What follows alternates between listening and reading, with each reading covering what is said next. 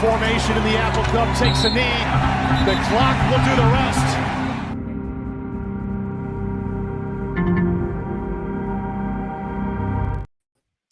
Welcome back to another live edition of the Cougs on the Couch podcast, sponsored by CougFan.com. We've got quite a bit to talk about today. There's some football recruiting news that's coming out. It's going to be one of the biggest recruiting classes, at least this spring, for Washington State University.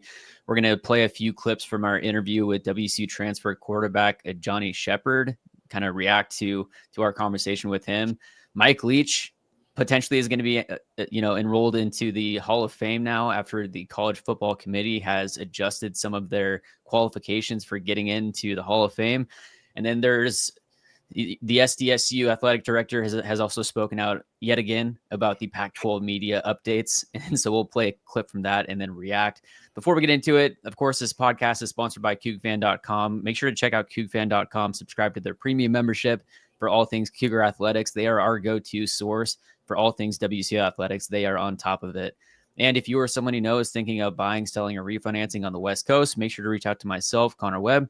I'm a mortgage broker full-time when I'm not making these sports videos. And it's my goal to help as many sports fans and athletes and Coug fans, Coug alum, get into the home of their dreams. Also, this episode is sponsored by Black Label Supplements. Grind, hustle, win, repeat. Use code CouchGM for 15% off your order. And if you're looking to buy a house on the West Coast, Dylan is your guy for solar. So you can hit him up on Twitter or various other methods. One quick big key plug via solar right now. We are unsure if the federal tax credit is going to continue after this year. That's 30% of a total system cost that will be covered by the federal government in a loan route. So please reach out to me if you've been thinking about solar. Right now, the urgency is there in terms of getting in before Mr. President drops the 30%. And with that, let's get into the Cougar updates. So if you watch the past few episodes, we've been having on another guest, Jackson Gardner. He is currently down in Mexico enjoying his week, so he won't be with us today. I should have saved that photo of him with that 30-pound tuna. I mean, my goodness. He was There's got to be a photo of like a giant lizard on his shoulder also at some point. We got to get... He goes, yeah, guys, I got a tea time at 7:30. Anyway, we can delay this till 12. Not a chance. I'm like, Jackson. You're not. He's gonna have a few Coronas in him after the round. It's like, let's just push to next week. But as described, so starting off with WSU football recruiting, the official visit season actually begins today. There's an article from Jamie Vinnick on QFan.com talking about WSU football recruiting, and so apparently the spring recruiting window, which started in 2022, the 22 cycle. This next cycle currently that is starting today is apparently going to be the biggest class for Washington State University since that window opened in 2022. In 2022, they had 13 recruits during that spring window, followed by 24 in the 2023 cycle and 25 recruits coming out to Pullman during the spring in both 2024 and 25. Currently, there are over 30 recruits that are scheduled to plan to come out to Pullman during the spring window, starting with a very promising prospect that I'm going to pull up here in a second. His name is Hudson Curlin. He is a quarterback out of Lake Oswego, Oregon. If you're from the area, this is really on the outskirts of Portland. This guy is 6'4", 200. He ran a 4.64 40. He currently, looking at his 24/7 profile, he's a 3-star prospect rated at an 82. He is the number 15 prospect in Oregon and the number 145 quarterback in the country. Looking at he currently has offers from, so he has 4 offers. He already, his warm schools are San Diego State and Washington State. He's already been up to Washington State. I saw a photo of him actually with Danny Freund. Danny Freund came down to Lake Oswego to watch him throw, but he has offers from San Diego State, Washington State, Brown, and Idaho currently. As you might imagine, that list is probably going to grow as we get throughout this next season, but he is definitely a name to watch. And this whole recruiting number is partially due because the NCAA actually suspended the cap on recruits that can come throughout a window. It used to be a cap of 70, which has been taken off. WSU is 30 plus. They're not going to be anywhere close to 70, but we'll keep you posted on how many recruits actually end up coming out. Any thoughts on that, Dylan? Yeah, I mean, just basically a coaching staff that is trying to still figure out a roster and get in guys. So it's gonna be interesting to see. That quarterback too ran a 4.6, 6'4". I mean, big boy. I know Boise State had a little bit of interest there too, but Ivy League interest on top of WSU. So I mean, the quarterbacks don't stop. It seems like there's a new offer every other day in terms of 2026 quarterback, or is what we've seen in the past couple of weeks with Julian Duggar and Ajani Sheppard transferring into WSU. Yeah, heading into this next season, there's now 6 quarterbacks technically that are on the roster. There's 2 incoming freshmen. There's the 2 transfers. Then there's Jackson Potter and then Zebi Eckhouse. So you got 6 guys technically there, and they're going to keep adding. And you could see the profile that they're going for. It's the dual threat guys. It's the guys that have the wheels that can turn a play into some extra yards. They're also 6'2", 6'3", 6'4". They're big boys. Okay, it's not Drew Brees coming in here to throw the football. And kind of working off of that, let's see here. Yeah, so we'll keep you posted as guys start to come out to Pullman for their official visits. And WSU football actually released their game times for this next season. So starting with Idaho, home games for the home game. So versus Idaho, they have 7. It's going to be a 7:00 start time. Versus San Diego State, 7:15. The Apple Cup is going to be a 4:30 or 5:00 start. So we might see some East Coast fans tuning into that game since it's not too late for them. Versus Toledo will be a start time of 12:30.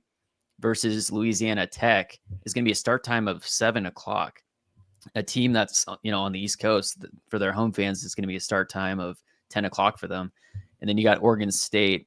The home version of the Oregon State matchup is going to be at 3:30 in Pullman.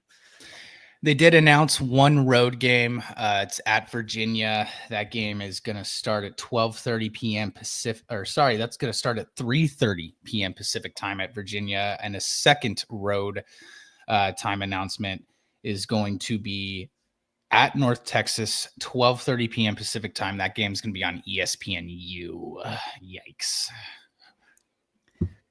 And working off of football, if you haven't watched the Ajani Sheppard full interview that we did last week with WC transfer quarterback out of Rutgers, definitely go check out the full episode. Some really great insights. Seems like a great guy. And my initial reactions from our conversation with him, and Dylan and I talked off air, it's kind of tough because you start to interview these guys, you like who they are as a person. And we had Zevi on before, and it's like, hey, yeah, he's the guy, like all that stuff. And then we have a conversation with Ajani and hearing his confidence and how he would rate himself in all these different categories.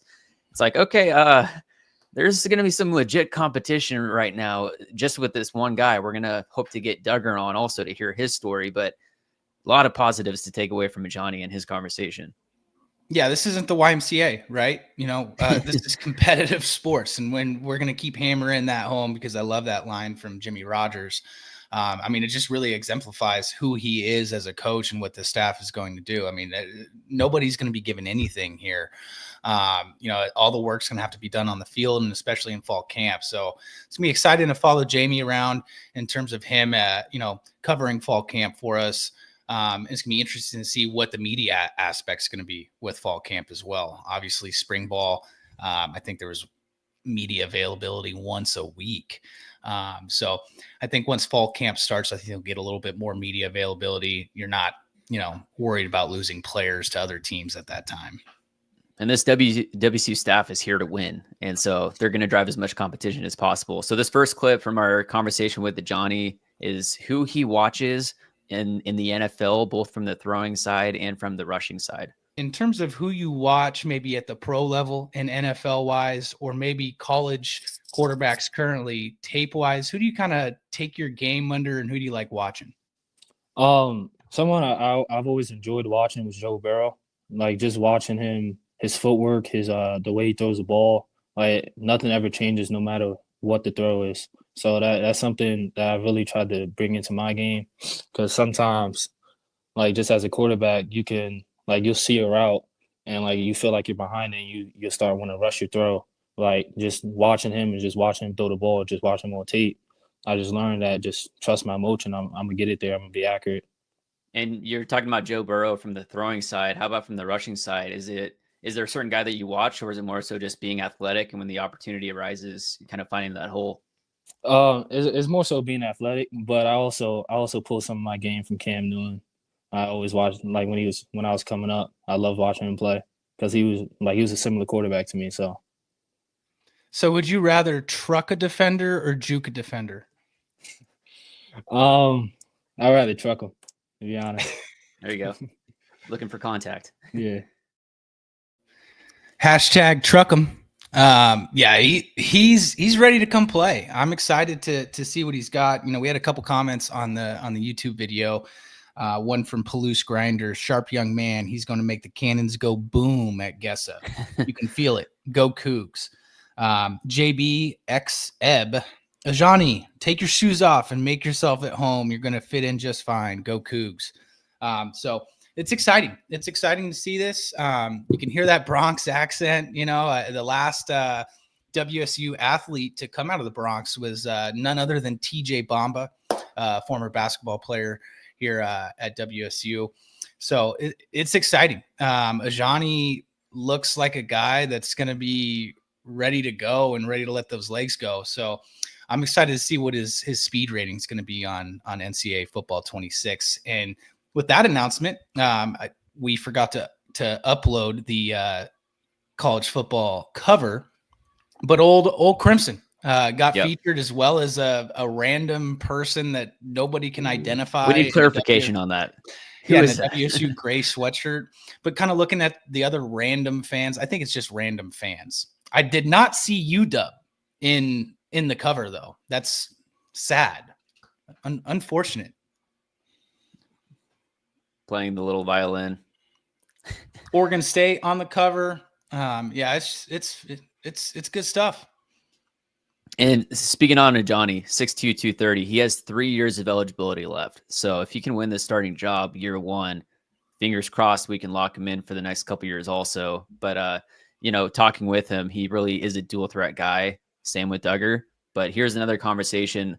There was an article that came out after he initially transferred, the conversation with his high school coach and Danny Freund, the offensive coordinator, that there's at least going to be, at a minimum, some packages for Ajani this year. So here's him speaking on that. Now, it sounds like in some conversation with your high school coach and Danny Freund, the offensive coordinator, they described that there might be some packages for you at a minimum heading into this next season. Can you just walk us through some of the insights that they might have given you on what that opportunity might look like? Coach Freund had just been saying you're going to compete for the job. We're going to give you a fair chance, and the best man is going to win. The best man is going to play. I'm sorry, and you know, that's all I was looking for, to be honest. And like the minimum with the packages is cool, but I'm competing for that job, number one.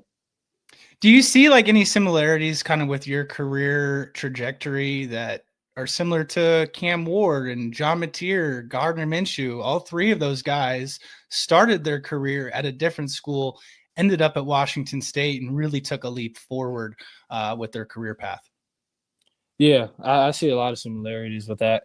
And I think just with all of them, just watching all of them, I just think they play with a lot of confidence, just watching them play.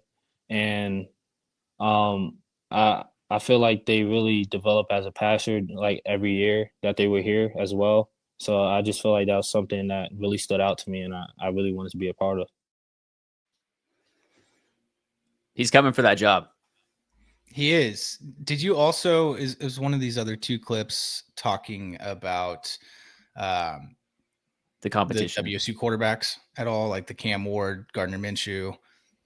Because essentially what I'm trying to pivot here with, and the point I'm trying to make is he spoke about Cam Ward and watching him at WSU. And a lot of people are like, well, like, is Cam Ward really a Washington State player?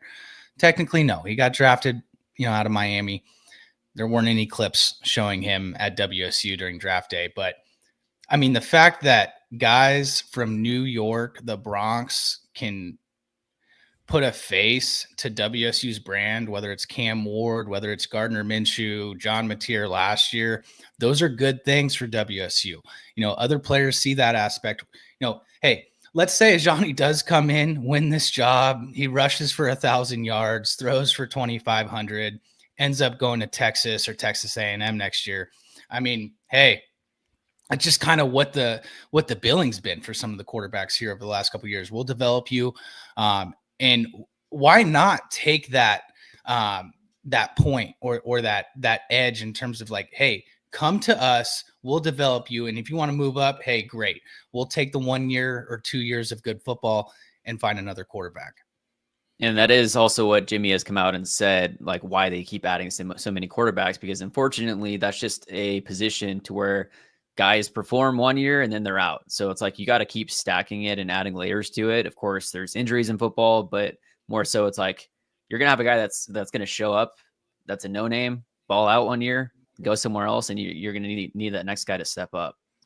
I know. And when you take a look at what is getting the most money position-wise, it's quarterback number one. And then you probably put the edge to the offensive line over the D line, but it's quarterback, offensive lineman, and can you rush the passer? Those are the three premier spots that are making 6 to 7 figure money in NIL in college football right now.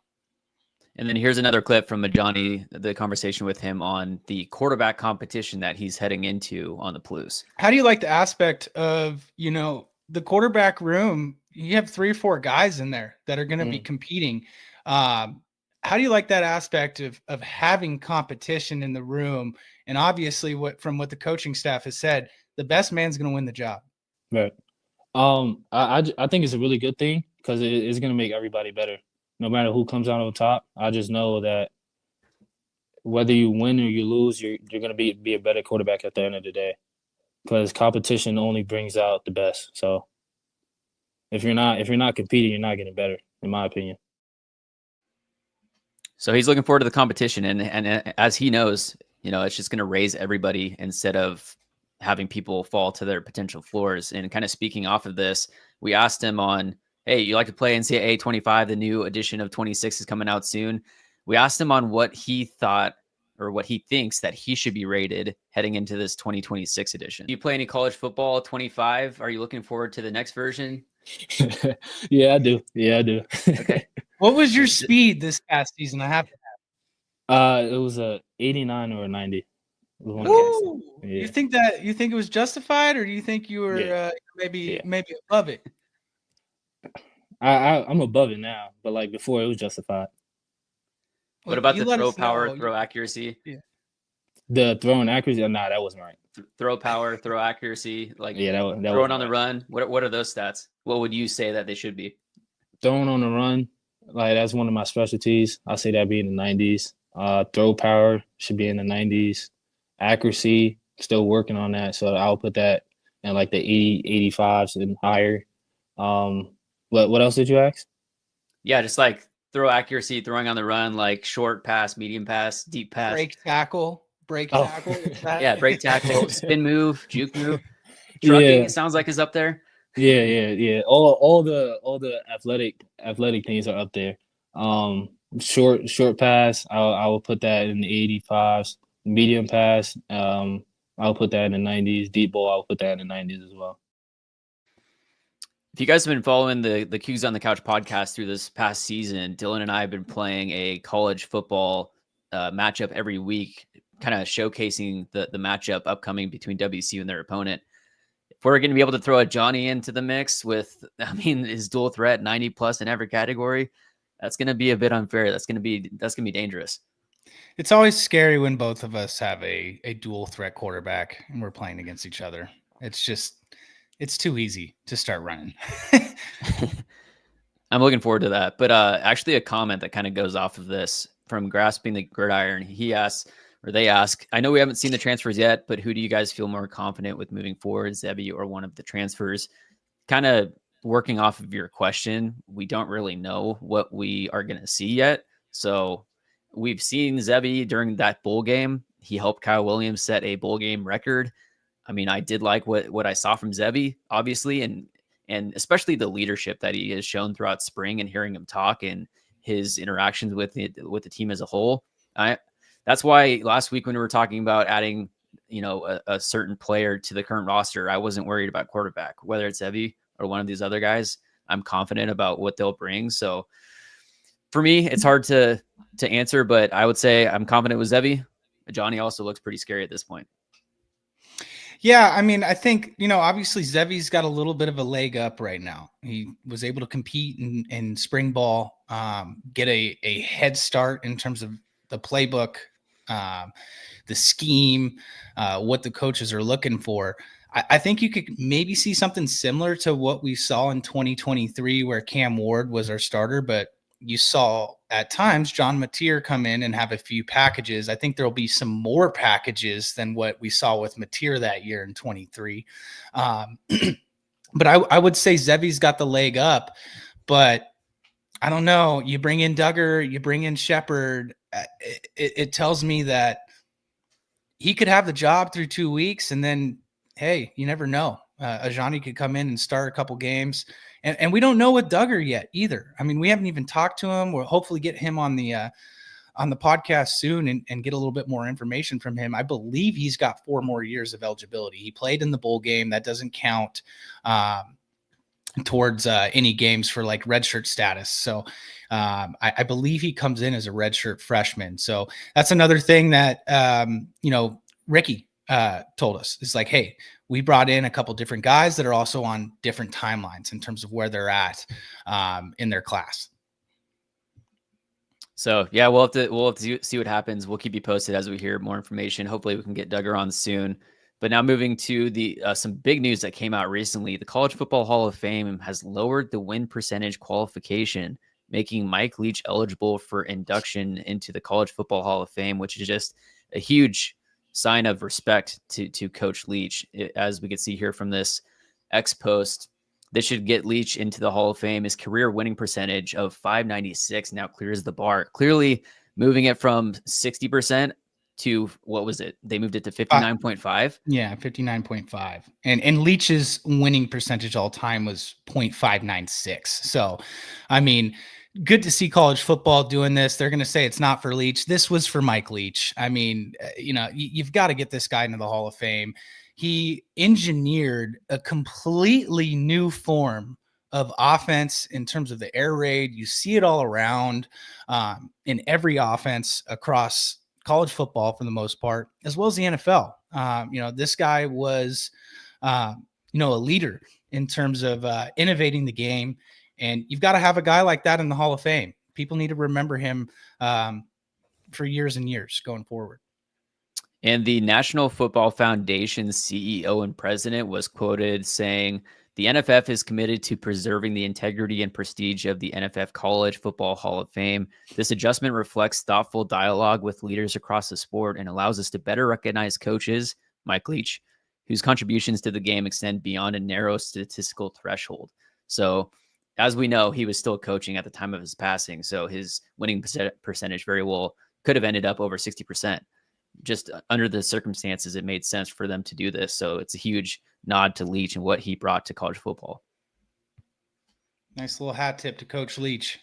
The Pirate, baby. Now getting into the Pac-12 media updates. The SDSU AD came out. We're going to play a clip here in just a second talking about another leak that you always got to be recording when this guy gets on the mic. Yeah, put a camera or a microphone in front of this guy and let it roll, because he is very excited. And it seems like all these ADs, they can't wait to get this information out. But pretty good little nuggets here in terms of some breadcrumbs. Pac-12 continues to, while it's, none of this is moving as quickly as I would like it to move for us to get the answers that we want. Very pleased with where we are from a Pac-12 standpoint. Obviously, we have to add another team. That will happen. TV, I have a good idea of what our TV is going to look like with the Pac-12. Right now we're trying to wrap up various items around that, but we have a really good idea of what that's going to be, and we're pleased with what that is going to be. From a Mountain West Conference mediation standpoint, as we talked about our exit fees, we did have Mountain West Conference mediation that was publicly announced. It was last Monday, a week from last Monday, or this past Monday. that continues to progress. So a lot of, feels like the next, what are we at? We're May 27th. The next 4 or 5 weeks, there's a lot that's going to happen that's going to help dictate what we're doing moving forward. So, but we're very excited about our opportunities moving forward. We've been hearing leaks for months, and there was the initial expected timeline was that by March Madness that we should hear an announcement on a Pac-12 media deal. It's now that Kirk 2 months Schultz later. Timeline. It's now 2 months later. We're right at the start of June. Now he's saying 4 to 5 weeks. We should be hearing a lot of news, which puts us into July potentially. So, I mean, things are going to keep moving on, and football season starts August. So, like, they got to get these things in order pretty quickly. Of course, they do have one full season until they actually need everything in order. But he described adding a university. They're very close on the media deal, the buyout in the Mountain West, and all of these different factors that go into it. So we'll just have to wait and see until there's something official. Otherwise, timelines don't matter with what these guys are saying. It's funny because I looked at the replies to that tweet that we posted, and like a lot of SDSU fans are like, JD, shut your pie hole, please. Like, it's just like, he seems pretty excited. I think one point of that interview that I took in is like, he talks about the 18th. We'll add that 8th team. It seems like maybe they know what that 18th or that 8th team is already. The mediation, obviously, in terms of the exit fees, and then on top of it, the poaching fees. So how much money are you going to be able to save from both of those fees through mediation? Is there going to be a good mediation? Because Pac-12 has one attack point, is if you can tear down these poaching fees as well as lower some of these exit fees, well, maybe UNLV becomes a viable option, and all of a sudden that 20-25% that the Mountain West Conference was going to give UNLV and Air Force for staying and essentially being the flag bearer programs of the Mountain West, that money might not be there anymore. So we've also seen some of the moves that the Mountain West has made in terms of adding like UC Davis, Grand Canyon, a couple other schools. So if they do lose UNLV to the Pac-12, you possibly could lose Air Force to the AAC, because I'm sure the AAC is looking at this as well and going, hey, we would love to have Army, Navy, and Air Force all together in terms of what they're looking for. And a couple comments. Yeah, I was just going to read the comment. Grasping the Gridiron. Who would you guys like to see added to the pack? Best case scenario for me, 3 teams are added. It's Memphis, Tulane, and UNLV, in my opinion. That's what we go for. Maybe you look at St. Mary's as basketball only until 2031. And I like St. Mary's from that aspect, just because Randy Bennett should be coaching St. Mary's for another 4 to 5 years. So if you can keep Randy Bennett at St. Mary's, they're going to be a viable program. Maybe you have a couple games that you can cater in terms of Gonzaga and St. Mary's. Those do some good numbers, but I'm not saying they're a needle mover. They're not. When you take a look at their athletic facilities, their basketball gym, this and that, it's not really a match, but they have a damn good basketball program that makes the tournament, and you can possibly see some tournament credits from that.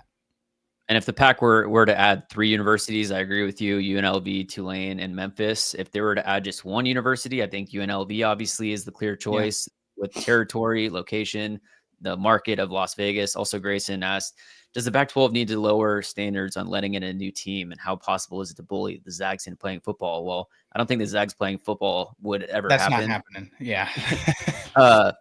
But the Pac-12 doesn't need to lower their standards anymore. I think right now it's just legalities at this point and figuring out the final details before announcing it and making it actually happen. I think in terms of lower standards, I think essentially maybe saying what is that lower standard would be Texas State as that 8th member. If you can't get UNLV or this or that, would be lowering at some point, it's like you've just got to get that 8th team and go from there. Now transitioning into some other talk, we have some baseball clips and whatnot, but I'm going to start with a comment from Wolverine2780, pre-gaming with Couch Jam live pod before the Mariners destroy the Nationals today. Go Cougs. I like that one, but Dylan's going to dunk on us. Dylan's going to dunk on us real quick. Yeah, let me dunk on you guys, because I tweeted on Tuesday and I didn't say anything about who's winning, who's losing. I said, hey, I know I have a lot of Mariner followers. A lot of, Coug fans are Mariner fans. And Connor knows this. I like the Mariners. I guess they could be like an AL Griffey team. jersey. I've got a Griffey shirt, Griffey jersey. I got a little Mariners hoodie from my time out in Washington. But I said, get ready to learn James Wood, folks, because there's only 2 players in Major League Baseball right now with 15 bombs and at least 8 stolen bases. One is named Shohei Ohtani, and the other goes by 10 straight now. That's a loud sound and a towering fly ball to center. Rodriguez can only watch it off the batter's eye, halfway up. Indeed, see you way later. Bob, can I get you up here and have a standing ovation for that one? Thank you. I'm going to stand with you. I'm sorry. Mariner players do not take baseballs to where that ball went in terms of the batter's eye. And here's another one. Well, this is annihilated. Yikes. Way back there. And it bangs off the facade. That's the second night. George was throwing some meatballs last night, Connor. And obviously, hey, second game back for Kirby coming from the IL. A lot of foul balls last night. Just really couldn't put away guys with 2 strikes. Nats took advantage. Couple blowouts early on in this series. I think Mariners won 9-2 on Tuesday. Logan Evans goes 8 innings on 88 pitches. They had too big of an 8th inning in the bottom of the 8th to send Logan back out for the 9th. Otherwise, he would have had a Maddox potentially against the Nationals. And then the next day, it's the exact opposite. Yep. Kirby has some rust that he has to work out. Well, today we got the rubber match of the series. Mackenzie Gore on the mound, our ace, leading Major League Baseball in strikeouts and K rate. Well, who's on the mound today for the Mariners? Emerson Hancock. Very nice. Well, like I said yesterday in the group text, it's very Mariner of them to lose the game last night. Trevor Williams with Kirby on the mound, like a Cy Young. and then to come out against Mackenzie Gore, and he's out after 4 or 5 innings, and the Mariners get the W. But working into some WSU baseball news. Bob Melvin, here's a clip from him, the Giants manager, talking about Ryan Walker losing the role as the closer. You had Walker go out for the 8th and Miller warming up for the 9th. Is there like a matchup thing, or is there some role changes going on? Yeah, a little bit. Duval's going to do the closing now. So that's why we had Walker in the 8th. Was that sort of a decision just recently made to have? Yeah, I made it a few days ago.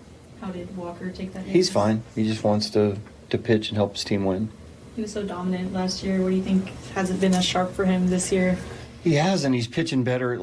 Today got out of a jam when he had to. But look, it can be fluid. Same thing happened last year when Duval had it and Walker took over. So we're lucky to have 2 guys that can close. That's baseball. Sometimes you have it, sometimes you don't. He lost the role. He very well could make some adjustments, work his way back to that position at some point. So we'll just have to wait and see. But all the best to Ryan Walker. Yeah, and the issues with him right now, he's a 2-pitch guy. He's going to run that 2-seam. He's got a slider, and I found a pretty interesting aspect. I was watching the Giants National Series last week, and our color commentator Kevin Fransden, born in San Francisco area, played for the Giants. So throughout the broadcast, I could hear just nuggets from Fransden. So it's like, okay, how many Giants games are you watching this year, Buster? But last season, Ryan Walker, his whip, walks plus hits over innings pitched was 0.835, so he's essentially under 1 runner an inning on the mound. This season, it's 1.3. He has not been able to figure out that slider and the command of it. One of those notes that Fransden said is, the major league average for a slider ending up in the strike zone is 44%. Last week's Ryan Walker was around 33% in terms of getting his slider into the zone. So if he can find a little bit more command, as we know in baseball, the closer role is, tumultuous. It can change week by week. Last year, he took the job from Duval. This year, Duval came back and took it. So he had a good 8th inning last night, a couple Ks over an inning pitch. So hopefully he can continue to stacked days, like Coach Riley says here at the WSU basketball program. So hopefully he can get into it. And Connor and I really thought this year was going to be, another big time season where you can expect him to maybe make an all-star team. And I tell you what, if you take a look, you would have told us as the season started that the Giants are 8 games over 500 with over 30 wins. I'd be like, yeah, Ryan Walker's probably got 10, Tough 15 division. saves, tough division. So we'll see how that can clear up for him. Hopefully he can get back on track and figure out some command issues. And some other key statistics. Last year, he was in the 94th percentile in baseball in strikeout rate with a 32.1 strikeout rate. He was in the 84th percentile in walk rate, which is the 5.8% walk rate. This year, his strikeout rate is down to 21.6%, which is in the 46th percentile, and then 54th percentile in walk rate at 8%. So it's tough when you have an arsenal like he does, like you described, but he has a sinker that breaks like 12 inches arm side. He's got a slider that breaks like 20 inches glove side. And so when you have pitches that do that, it's kind of tough to find the middle at some point, and you lose command. So he's got to find that feel back.